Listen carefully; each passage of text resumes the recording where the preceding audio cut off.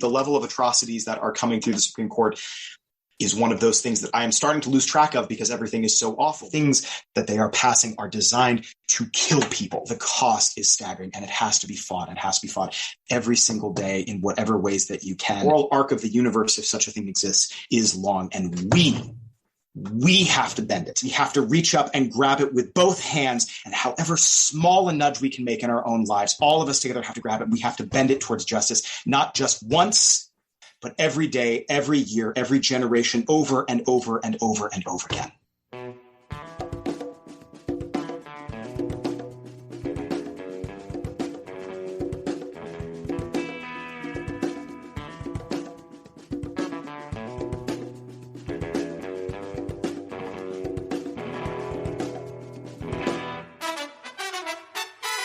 Welcome to episode 118 of the Refuse Fascism podcast, a podcast brought to you by volunteers with Refuse Fascism. I'm Sam Goldman, one of those volunteers and host of the show. Refuse Fascism exposes, analyzes, and stands against the very real danger and threat of fascism coming to power in the United States. Thanks to everyone who goes the extra step and rates and reviews on Apple Podcast, shares, comments on social media or YouTube to help us reach more listeners. And we read every one. So after listening, go help us find more people who want to refuse fascism by sharing and commenting on social media, rating and reviewing on Apple Podcasts, or your platform of choice. In today's show, we're sharing an interview with Dr. Thomas Lecaque, focusing on Christian theocracy, violence, and what we should learn from the Crusades. To start today's show, I want to give a shout out to people who took to the streets on July 4th in over 50 cities under the banner, July 4th, July Farce. If women are not free, no one is free. Legal abortion nationwide now. I want to shout out all those who took to the streets again this Saturday, July 9th, nationwide, raising the demand, legal abortion nationwide now, especially those who brought this demand straight to the White House. In an action organized by the Women's March, people tied green bandanas to the White House fence. These bandanas read, "Bands off our bodies," and they held a sit-in. My voice is a bit rough from chanting, "Democrats, we call your bluff. Voting blue is not enough. Legal abortion now." Last but certainly not least, I want to shout out the 4 courageous women in Los Angeles who chained themselves to City Hall, held up the green bandana, wore bloody pants, and poured blood down the steps of City Hall because when abortion is illegal, it's deadly. To see photos and video and learn more, see Rise Up for the number abortion rights on Instagram.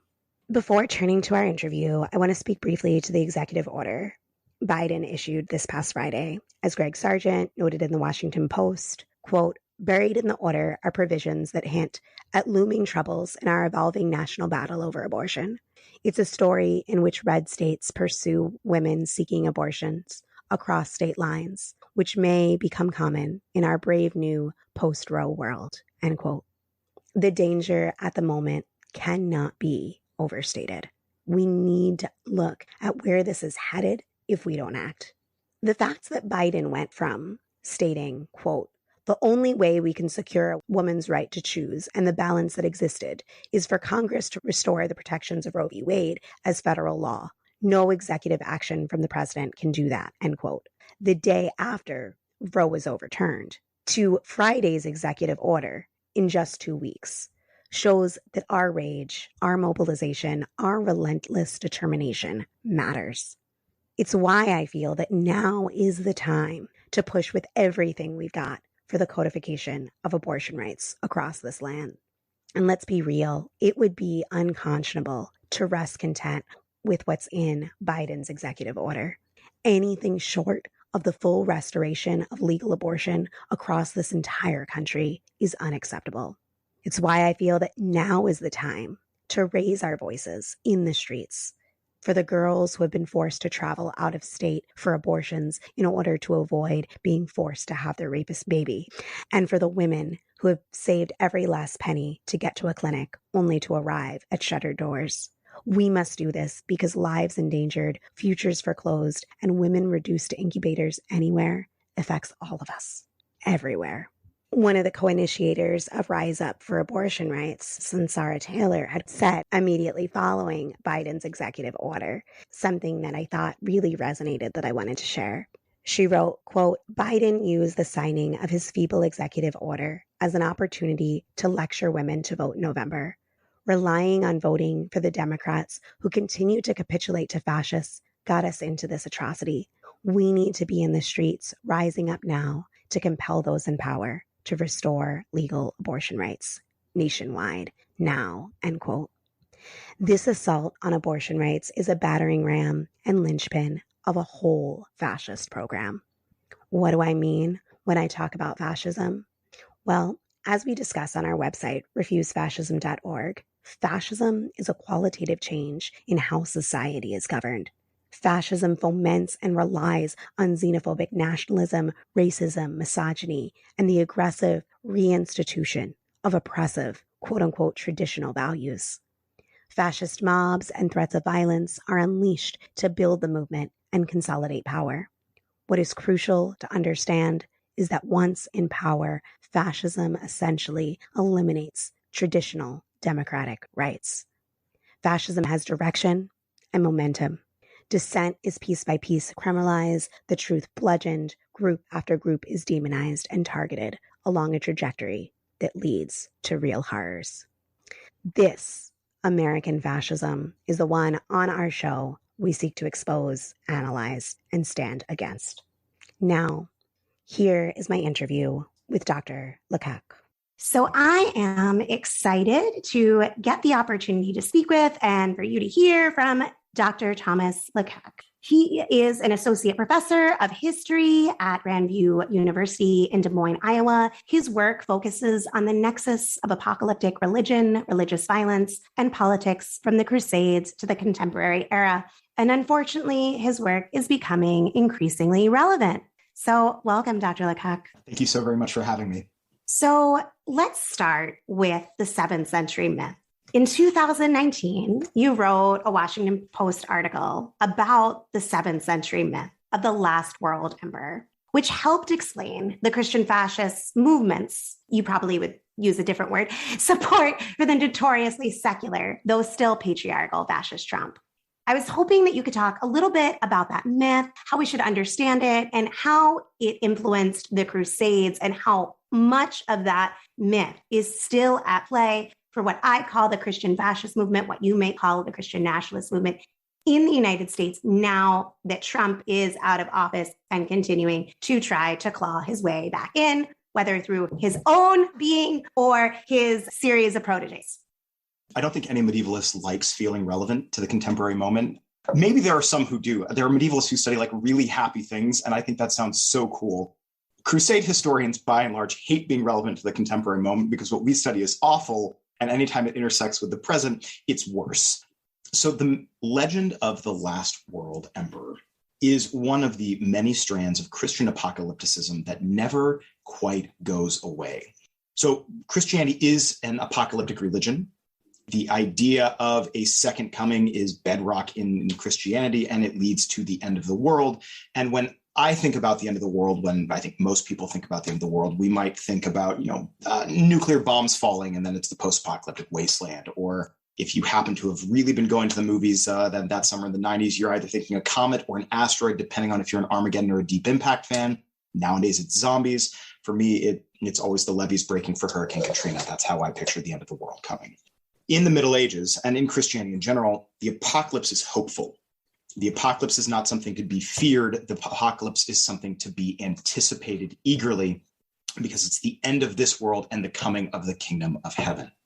So the legend of the last world emperor originates in an apocalyptic sermon by an author we call the Pseudo-Methodius. We call him the Pseudo-Methodius because he's not Methodius. He takes the name of a previous saint and writes in it, but he is very much not that guy who's been dead for centuries at that point. It's written sometime in like 685, 690 AD after the Muslim conquest of the Middle East. And it is a story prophesying a Byzantine, a Roman king who would lead a successful war against the forces of Islam and establish a new era of peace. There would be this kind of calm spell for a decade or so, at which point the forces of Gog and Magog, who are these kind of giant monstrous figures that appear in a bunch of apocryphal literature, would attack.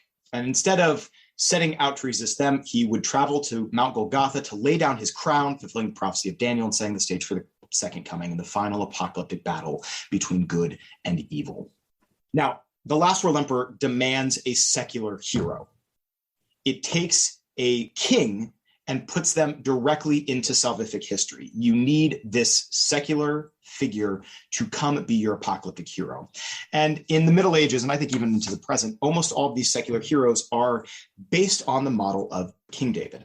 I think as with many Bible stories, we really like the warm and fuzzy ones. And so like, we love the idea of like, oh, David's just this shepherd and he's like playing a lute and then he kills Goliath with a sling. And then we kind of fast forward through everything else that happens. We neglect the rape of Bathsheba and the murder of her husband. We neglect kind of the fact that David pays for that because his sons rebel against him. And despite his attempt to have his son spared, his son is killed and then is forced to survive and rule anyway. And he does wiser, sadder, still the beloved of God, but properly chastised for his crimes. The flawed secular hero is an important model of this, and the sexual impurity aspect is an important part of this model. So this story gets translated into Greek, gets translated into Latin, it becomes a big deal. There are other versions that take this and riff off of it. In Western Europe, this becomes a Frankish king. You don't necessarily want to be fully Roman because you're not really Romans anymore, who's going to unite Christendom before retiring to Jerusalem at the arrival of the Antichrist and get into your apocalyptic battle. Charlemagne, who attempts to rebuild the Western Roman Empire, becomes the model for this for centuries, despite pervasive rumors that he is sleeping with his daughters or his sister, which just become kind of pop culture rumors, but enough that his biographer has to like, there are all kinds of rumors floating around and they're not true. If your biographer has to say that, that's a bad sign. The German Emperor Otto III in the year 1000 claims this. People in the First Crusade claimed this in 1096. Charles V of Spain does this. It informs the thinking of Christopher Columbus, who we usually kind of neglect his writings, but he writes a book of prophecies. And he depicts Ferdinand and Isabella in the kind of dual role of the Last World Emperor. It doesn't really go away. These kind of apocalyptic legends stick around.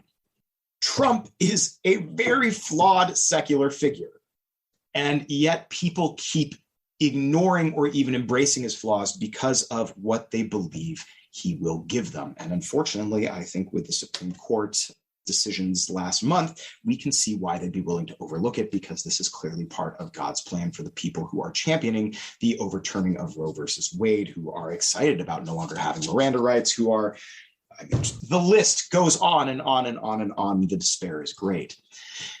But it's the idea that your flawed secular hero becomes a tool of God. Now, could he be that again in 2024? Sure, but he also doesn't have to be, because the thing about the Last World Emperor is that, oh, well, we were wrong this time. Great, we have a new one, right? This is a plug and play story. You were wrong about who the Last World Emperor was. Well, maybe it's this guy. Right? In some way, like you were wrong about who the Antichrist was. Maybe it's this guy. You can always put in the new figure to be part of this apocalyptic legend. So it is a theology for a time of crisis, real or imagined. And the imagined part is very important because Christians are not being persecuted in America. Cisgender people are not being persecuted in America. Heterosexual people not being persecuted in America. As a white men are not being persecuted in America. As a man, men are not being persecuted in America. This is not real. The only freedom that has been lost is the freedom to oppress. And bless their sweet little hearts, that power has not been lost, unfortunately. Would that we could wake up in an America where the right to oppress was actually stripped away, but we're not there yet. But it's the imagined crisis where you have to respect people who are not exactly like you, and you have to treat them as humans who deserve to live and who deserve to exist and who deserve the same rights and freedoms and privileges you have, is apparently a crisis so big that this has to be the end times, as it has always been for 2,000 years running. That's why the Last World Emperor still functions. If you are constantly expecting that these are the end times, why not latch on to the hope that this is the guy who's going to tip it over the edge for you? That was really, really helpful. And you can definitely sense now why it would be really, really helpful as a myth. What traction that has, and how right now those who have that worldview must really feel like they were right And to me, that is absolutely horrifying, because there's the danger of when, again, my term, not Dr. Lecaque's term, but Christian fascists, when they're delivered a defeat, there's danger there. But, and people talk about like not wanting to upset them, and there's so much concern about not wanting to upset them and the revenge that they'll unleash. But what about when they win? What about when they're delivered a victory? It's not like they stop. That is like off to the races. Here we go. Oh, God, yes. So I just really want people to sit with that, because I think that there's a lot of illusions that there can be some kind of compromise or a workable framework with these people. And there's not. As you put it, they have an apocalyptic worldview. Yeah. And this is what they're going for. And they are going for elimination of whole classes of people. And you cannot work with people who wish that you did not exist, who wish you were not alive. So I want listeners to hear that. And that really ties nicely to a recent piece that you wrote for Salon, which I read several times. It's in the show notes, y'all. So definitely be sure to read it. It is Jesus, Guns, Babies. And it's about how religious violence is now at the core of the Republican Party. And just look at the last week, any news story, you can see that it is violence. If you don't think forced birth is violence, I don't know what's wrong with you. And you're probably not listening to the show. If you don't think trans erasure is an act of violence, I don't know. But I think that we're also seeing more and more from the hearings themselves, which I don't think were an essential part of it. You alluded to Boebert's involvement, but it wasn't about the hearings itself. But like you look at that, and that is violence in a different way and still violence. There was two questions I had off of that piece. I'll talk with the big one. You wrote, quote, "As with so many aspects of contemporary Christian nationalism, give the line people can nod along to and hold back the violent context," end quote. In that you're talking about a prayer for the death of the president that Lauren Boebert made. And you go on to say that it has become normal for the Republican Party to talk about in this way, wishing the use of prayer as a wish for death without saying all of it. So I didn't really mean that. I didn't really say that, but you did. And I was wondering if you could just talk a little bit more about why you think that is important and why it's important for them, but why it's important for us as well to recognize what's going on here. Yeah, absolutely. Well, this is Nixon's version of the Southern strategy, right? This is simply taking exactly what you think he's saying, but just moderating the tone enough that you are not screaming out the racism. You're just dog whistling it. So you always have plausible deniability. And the people who believe things implicitly, like really believe it in their heart of hearts, but want to come across as nice and polite and genteel, never get put in the situation where you have to defend someone saying it out loud.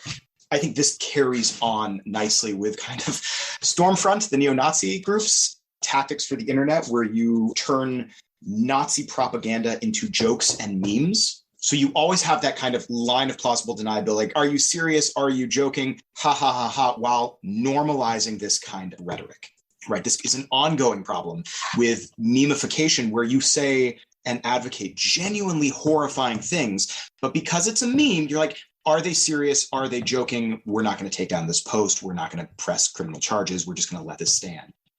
Not to interrupt, is that part of what's at play with TikTok? No, I think so. I think there's a good deal of that on TikTok, and people who are very savvy with the algorithms managing to not just skirt the line, but like pole vault over the line because they know what they can and cannot say to get caught by the moderation policies and what they can get away with.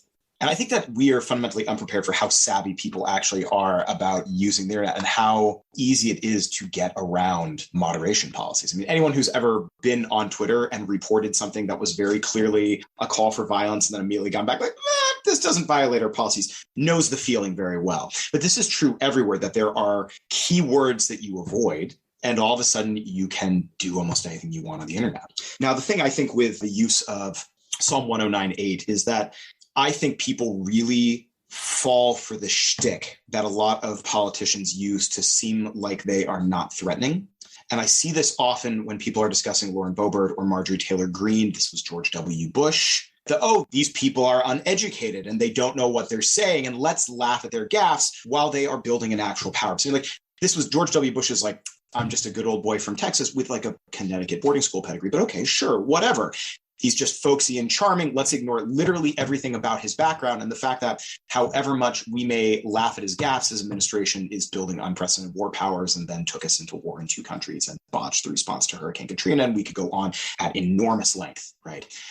Marjorie Taylor Greene platforms the farthest right possible ideas, and we're laughing about Peachtree dishes because she deliberately makes gaffes so that everyone spreads these clips of her saying really scary things, and then we laugh about them instead of focusing like, oh, hey, this is an elected official of Congress who is saying these really scary things.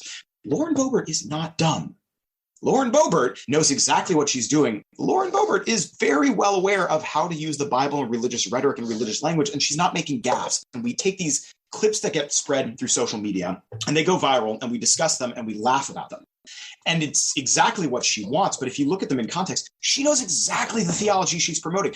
Lauren Boebert is not dumb. Lauren Boebert knows exactly what she means. She knows how to play to a crowd. She knows how to use religious rhetoric.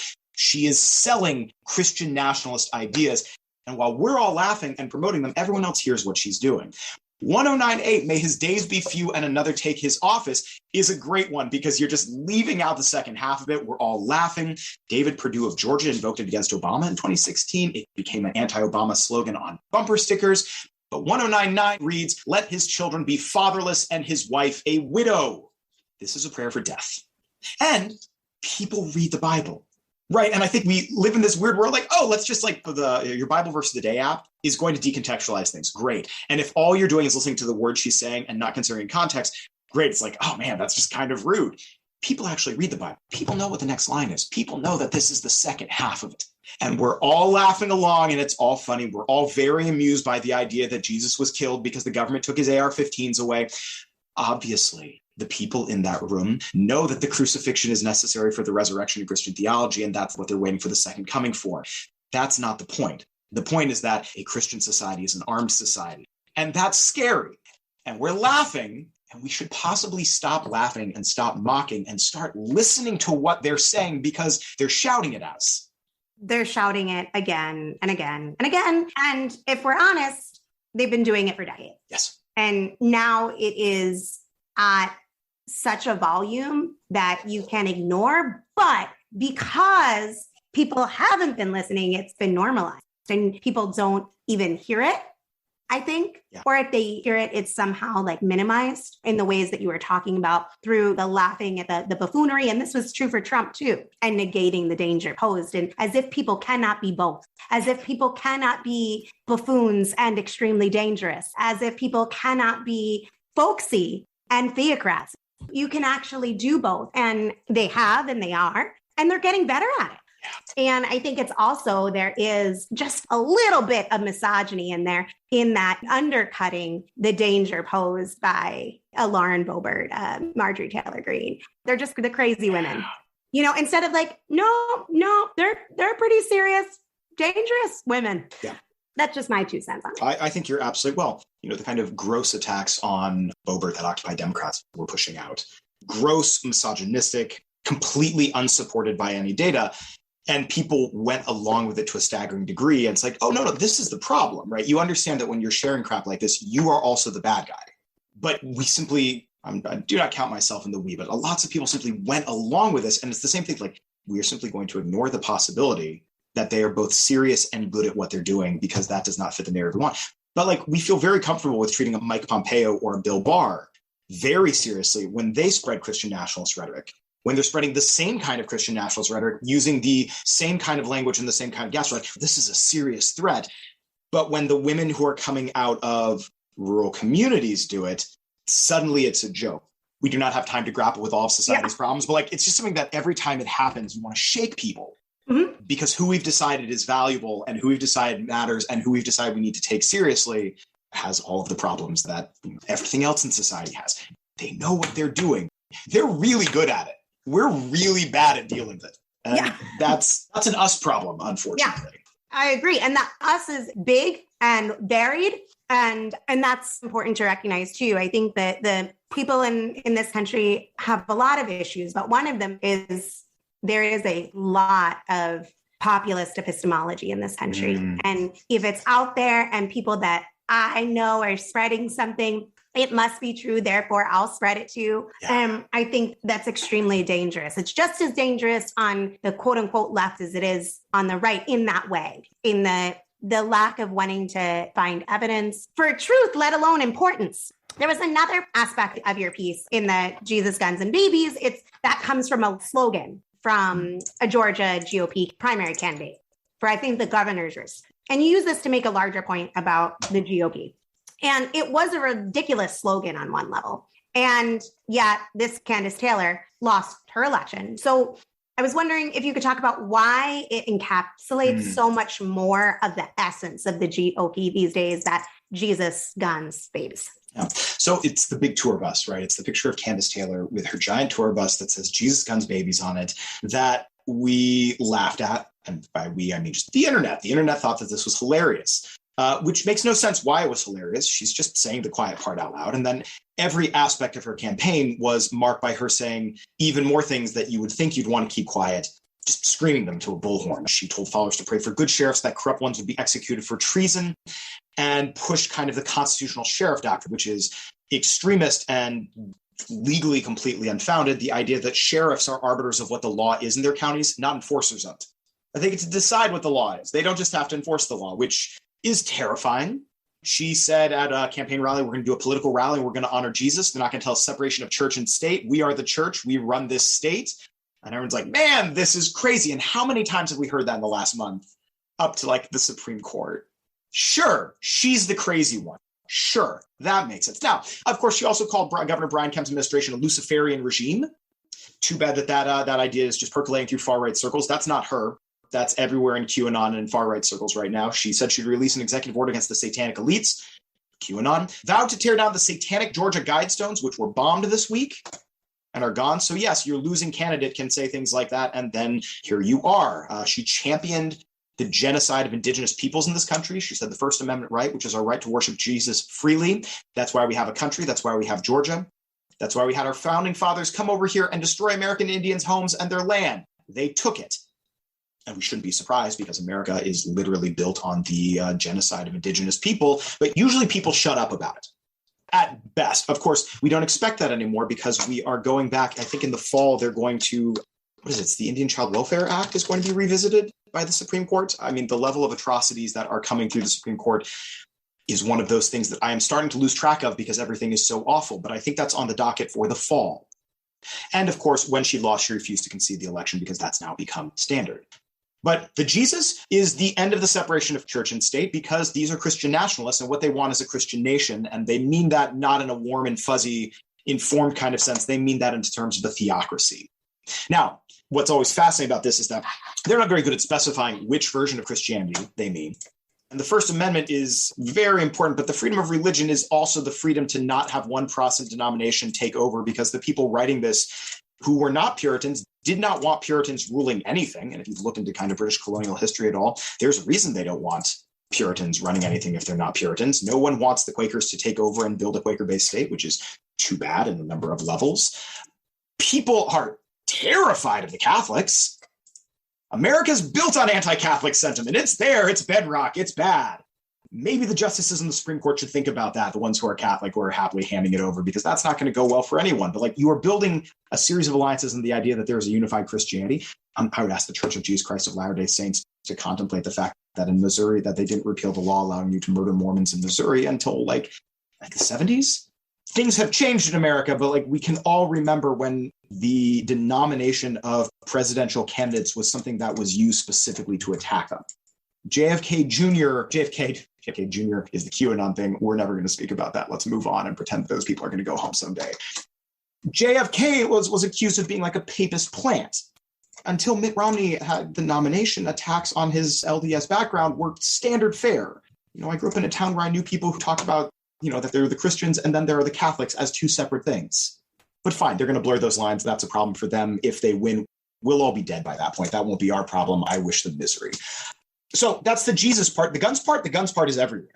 I don't even know what to say about the guns part. The guns part is the news. I've written too many pieces about it. I'm working on another one. Anytime you turn on the news, there's another mass shooting, and all we're going to get is thoughts and prayers. Pure despair fodder. The babies part is interesting, especially right now. I wrote about how this is the dreams of a forced birth legislation are everywhere in it and have a whole host of different ideological backings, but it's just getting worse. I mean, for me, I read it in the context of the Great Replacement theory, this kind of horrific conspiracy theory that is cited in kind of multiple mass shootings. The idea that non-white people are being brought into Western countries to replace white voters with a specific political agenda, supposedly leading to the extinction of white people, which makes no sense, but whatever. Why would you make sense when you can fuel racism and xenophobia straight into a murderous frenzy that leads to multiple mass shootings? Buffalo, El Paso, Pittsburgh, Christchurch. Forced birth laws are also part of this. You have movements like Quiverful that are pushing kind of not only female submission to husbands and fathers, deeply in the Christian patriarch movement, but really pushing having the maximized number of children possible. These are all part and parcel. And the problem is that there are so many things going on simultaneously that we lose track not only of what's happening now, but we never quite have time to see how they're all interconnected. Yeah, I think that that's part of the idea. Yeah. If it all happens all at once, there's the paralysis. There's the belief that you can't understand it all. I think that you can if you look for the theme that undergirds the different phenomena. The theme here is theocracy. There's commonality between many of these things and that it serves this purpose. And that can help us understand each of those individually as well. So we touched on this a little bit before, but now that the right to abortion has been revoked by the highest court in the land, and states that are dominated by fascists are now not only criminalizing the procedure, criminalizing those who perform the procedure, moving to criminalize women themselves who induce their own abortion or have a miscarriage. I was wondering what you see the Christian fascist movement focusing on. Where do they go from here? So historians make really, really, really bad profits. I don't know which of the many horrific places we're going next. I worry that we're going to get more things like the Texas GOP official platform, where individual states now go very aggressively all in on this notion as part of their platform. The Texas GOP laid out principles. If you have not read this document and you want to stop sleeping at night, this is a great way to go. Just never sleep again. The sanctity of innocent human life, creating the image of God, which should be equally protected from fertilization to natural death, is in their platform from kind of the bedrock in their section on abortion and healthcare. I think the Texas GOP actually makes an excellent traumatic read when you're thinking about all the ways they could go. They say that self-sufficient families founded on the traditional marriage of a natural man and a natural woman is part of their platform. So we have some questions about traditional families, but traditional families and traditional marriage, but natural man, natural woman. So you're managing to attack Obergefell and also manage to put in transphobic language into a single sentence. Well played, Texas GOP. Mm-hmm. How low can you go line after line? Well played. We support prayer, the Bible, and the 10 Commandments being returned to our schools, courthouses, and other government buildings. These are just the first 5 pages. I have a list of examples. I have a piece coming out in Dame Magazine next week. What? And Biden is not president. Oh, God. Yeah, no, there's that. Full-blown big lie. They literally have a passage attacking drag queen story hours.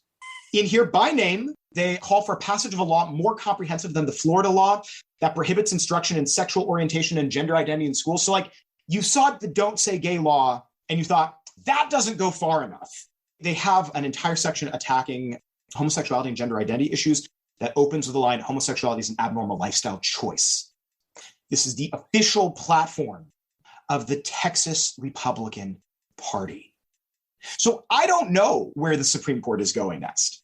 There are so many places. All of them are horrifying. But I think the problem is we expect it to just be one place, and then we're always surprised that they go everywhere all at once.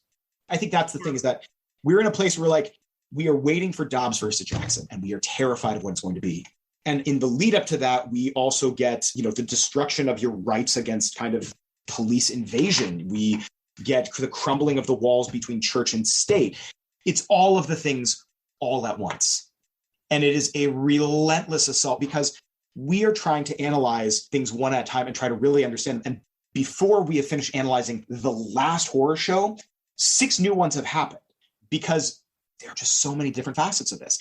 And they don't necessarily all work together perfectly. I don't think by and large, most of the people who are part of Patriot Front are the people who are invited to Sunday brunch while you're discussing how to dismantle Obergefell. but they're going to be very happy to allow Patriot Front to continue attacking Pride events while they're destroying the rights of LGBTQIA plus individuals to exist in America. And we have a hard time with the fact that whether or not they're directly connected, they see everything we're seeing and they nod and they get back to work. And that's the part that we're having a hard time with, is that there's just too much to stop any of it effectively because we're still shocked, right? I think that's the problem, is that we're still surprised. Every single time it happens, we're still surprised. How could you do this? I thought this was settled. This isn't America, which is my least favorite refrain, because this is America. This has always been America. Every podcast I do, I try to shout out Kelly Baker's brilliant book, The Gospel According to the Klan, my favorite book on American history, where she just starts with the premise, what if you take the religious rhetoric of the Second Klan seriously? It's a brilliant book. I mean, it's on my shelf kind of brilliant book. It's right here. It never leaves. This is a book everyone should read because, you know, these are people who are really excited about the idea, like, what if we could go back to the 20s? Right? We're like, the 20s, the jazz age, like the 20s, fascism. Woo! And like, yeah, you have your people with your white hoods. You don't need a new Klan. You still have a Klan. It's the third Klan, but like it's still percolating around. But every time I see Patriot Front marching and Proud Boys marching and the Oath Keepers and the 3%ers and the Klan marching, it's like, oh, okay, you're really excited about this. And we're really focused on this. The horror show of the 20s and 30s is that every picture you see of the long-running domestic terrorism campaign to murder African Americans in the South, every picture is an entire town of white people in their Sunday best showing up to a lynching. You don't need the Klan to bomb the Black community in Tulsa because the entire damn town shows up to do it. And we like to sweep that shit under the rug and pretend it's like, well, it's the Klan and the Klan's gone now, or it's the Klan, but they're all like backwoods yokels that we don't have to take seriously, like Marjorie Taylor Greene.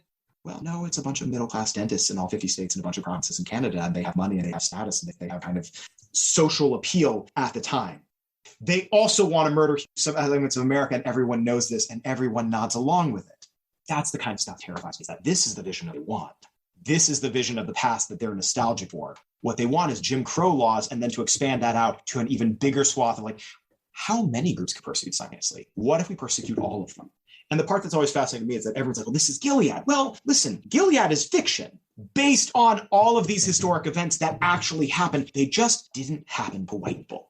And the obsession with using The Handmaid's Tale as kind of our model for how we think about what's happening now pisses me off, right? I've taught The Handmaid's Tale repeatedly because it makes a good kind of gateway to like, let's talk about history. But like, these are real things that happen to marginalized communities. It's going to happen to those same marginalized communities again before it gets to us. We're just finally paying attention to it. Like we should have been paying attention to it all along.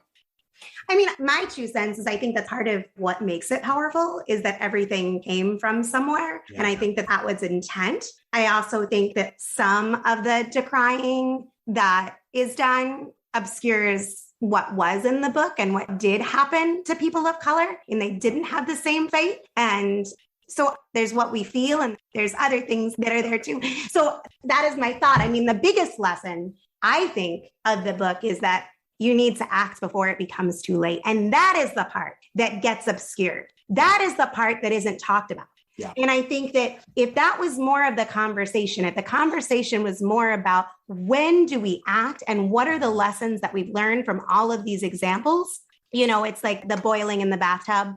That is what is now. And I think that that is the part that is relevant. While as many of it did exist in the real world. And most importantly, it's happening now. It's happening now in the real world to real people that are being declared as having no value other than being an incubator.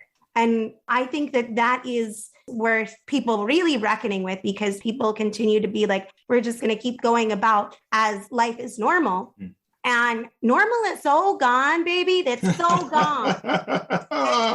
And if you thought that was something worth getting back, then we should chat because I don't think it was. But even if you wanted it, it's not coming back. Yeah. And given that situation, kind of how do we carve out a world of possibility in that? And I think that that is a question that different people can have different views on it. But right now, that is a conversation worth having because I don't know how we're going to get free if we don't. Do you ever read the epilogue of the book where it's the historical conference, like a century after the events? Yeah. And then when you read that, you're like, oh, this is why historians get so mad when anytime someone's like, well, history is going to judge them. Not going to help us. Not going to help us. I hope that there are historians like 200 years from now talking about what a gigantic mess the early 21st century was in America. And like, man, that was some weird stuff. That would be great for them. Doesn't help us. Doesn't make any of it better. Also, with what we face now, there may not be future generations on this planet.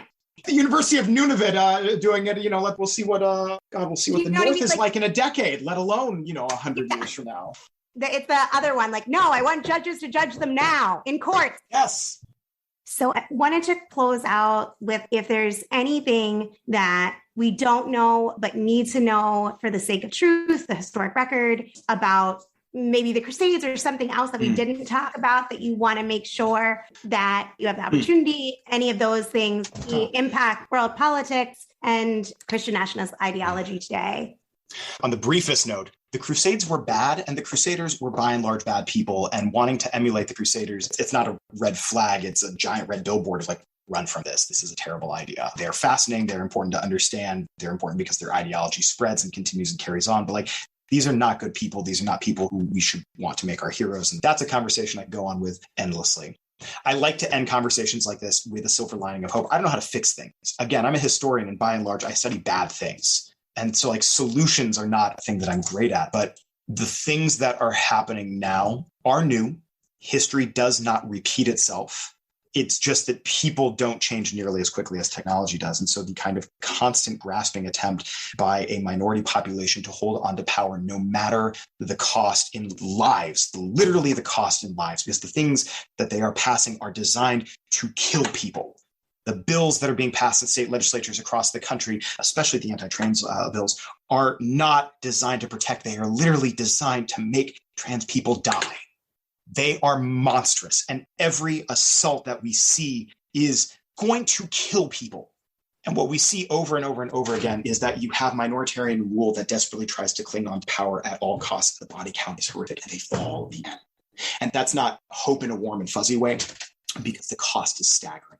The cost is staggering, and it has to be fought, and has to be fought every single day in whatever ways that you can. And I think we really love our kind of TV shows where everything's the Rebel Alliance, right? I love Rogue One. Rebellions are built on hope. Yes, rebellions are built on hope. Lives are built on hope. We get out of bed in the morning because we have hope that today will be better than the day before, or that we can try to make today a better day than the day before. And you just have to hold on to that no matter what. Because what they want is despair. What they want is the belief that it's over and that you can't change it. And this is simply the way it is and the way it will always be until the end of time. And they always fall in the end. It's why it's always about to be the end times, and it never actually gets there, because no matter how desperately they want this to be the final kingdom, it's not there.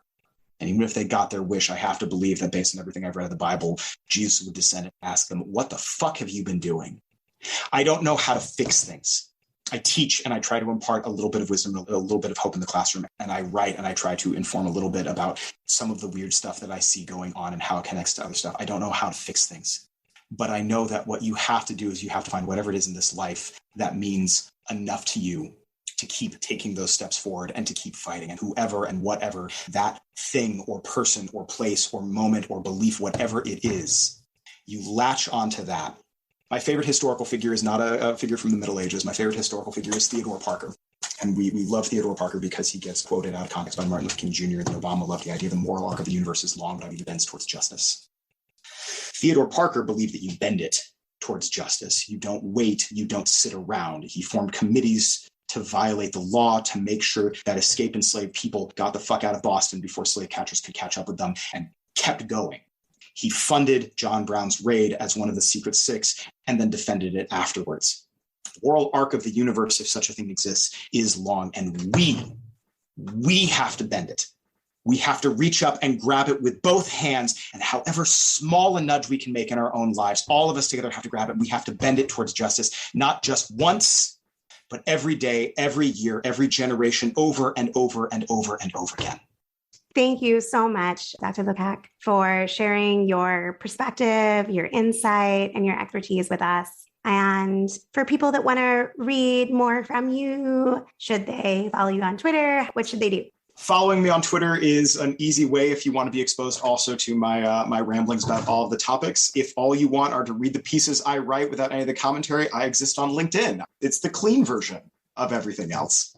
Thank you so much. And folks can check links to those in the show notes. The subjugation of women is essential to the Christian fascists being all but raptured into power by the compounding crises of the American empire. This is an enormous, intensely pressurized fault line in the transformation of society that they seek. Even with all their internal contradictions, the horrors they have constructed in their various insular communities, from Amy Coney Barrett's handmaiden cult to the patriarchal megachurches, from the hippie traditionalists to the Proud Boys' Western male chauvinism, all the way to Trump's crude consumption of women as objects. They seek to violently impose on all of society. And now, despite being voted out through unprecedented numbers, they have been given a mandate by the Supreme Court to violently enforce their will.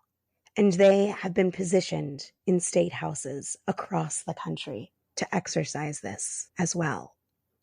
And with the weight of this, they are attempting to and succeeding in pushing as much of their white supremacist, anti-LGBTQ, xenophobic through behind this Dobbs decision. When we talk about the overturning of Roe, we are talking about the lives of millions of individual women and girls, as well as trans men and non-binary people who can become pregnant.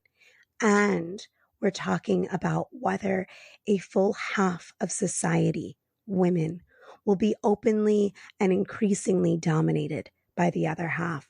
On the one hand, this is crushing. And at the same time, under that crushing weight, cracks are opening in the facade of this whole fascist onslaught and, in my opinion, of this whole capitalist imperialist system. This is a historic moment. If they are able to succeed in this moment, it will be a truly historic defeat for the people of this country and of the world. It is a historic moment. But history is not yet written. And if we are able to flip the switch on even a significant fraction of the people who do not want this to go down, who are being jolted awake to unignorable realities, but have yet to realize that they are the force that can change the course of history, we could drop the full weight of this nightmare back on the Christian fascists.